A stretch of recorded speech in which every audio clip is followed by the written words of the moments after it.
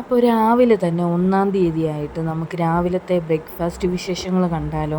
അപ്പോൾ രാവിലെ തന്നെ ഞാൻ ഒരു സ്ട്രോങ് ആയിട്ട് നല്ല കടുപ്പത്തിൽ ഇഞ്ചി ഏലക്ക ഇട്ടൊരു ചായ അങ്ങ് പാസ്സാക്കി. അത് കഴിഞ്ഞപ്പോൾ ഇടിയപ്പത്തിൻ്റെ മാവാണ്. ഞാൻ എടുക്കുന്നതൊന്നും കാണിച്ചിട്ടില്ല. ഞാൻ ജസ്റ്റ് അത് സോഫ്റ്റ് ആക്കുന്നത് മാത്രമേ കാണിച്ചിട്ടുള്ളൂ.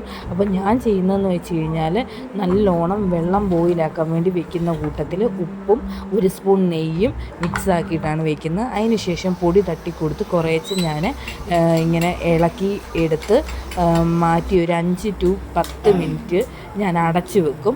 അത് കഴിഞ്ഞിട്ട് ഇടിയപ്പത്തിൻ്റെ തട്ട് മറിച്ച് വെച്ചിട്ട് നമ്മൾ ഇടിയപ്പത്തിന് കോരി ഒഴിക്കുന്ന രീതിയിലല്ല, അത് കമഴ്ത്തി വെച്ചിട്ടാണ് ഞാൻ ഇടിയപ്പത്തിന് ചിക്കുന്നത്. ഇടിയപ്പം എന്ന് പറയുമ്പോൾ ഞാൻ ഇങ്ങനെ റൗണ്ടിലല്ല എടുക്കുന്നത്, മറ്റേ നമ്മുടെ വീശപ്പം പോലെ വട്ടത്തിൽ ഒന്നിച്ചെടുക്കുകയാണ് ചെയ്യുന്നത്.